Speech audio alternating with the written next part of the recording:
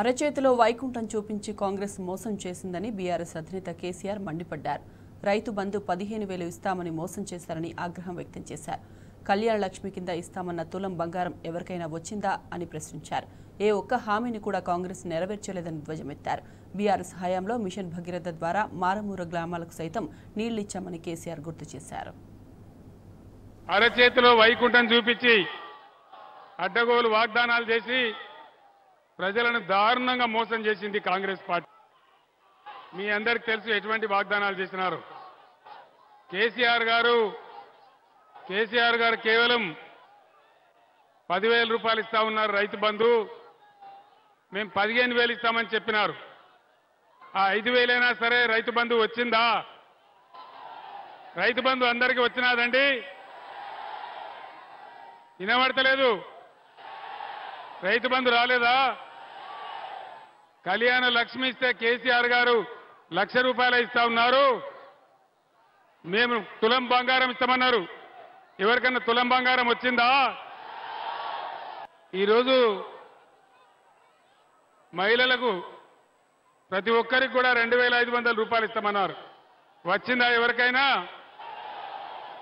కేసీఆర్ కేవలం 1,00,000 రూపాయలే రుణమాఫీ చేశాడు.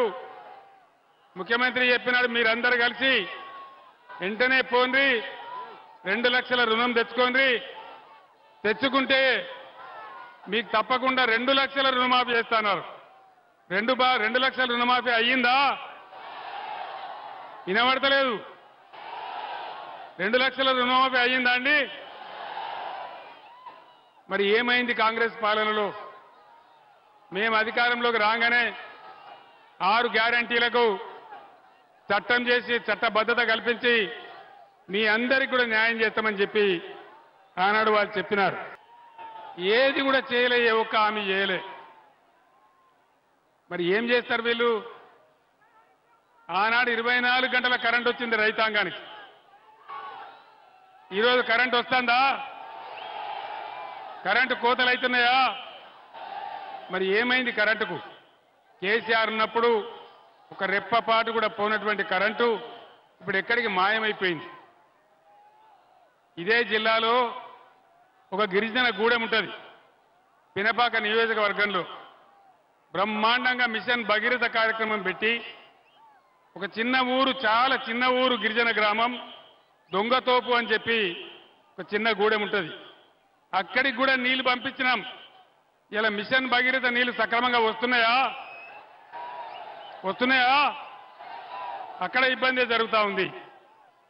అదేవిధంగా గిరిజన బిడ్డలకు 3 ఫేజ్ కరెంట్ ఇవ్వాలని, బ్రహ్మాండంగా అందరికి కూడా వ్యవసాయం జరగాలని, వాళ్ళ పంటలు పండాలని, వాళ్ళందరికీ కూడా కోట్లాది రూపాయలు ఖర్చు పెట్టి 3 ఫేజ్ కరెంట్ ఇప్పించినాం.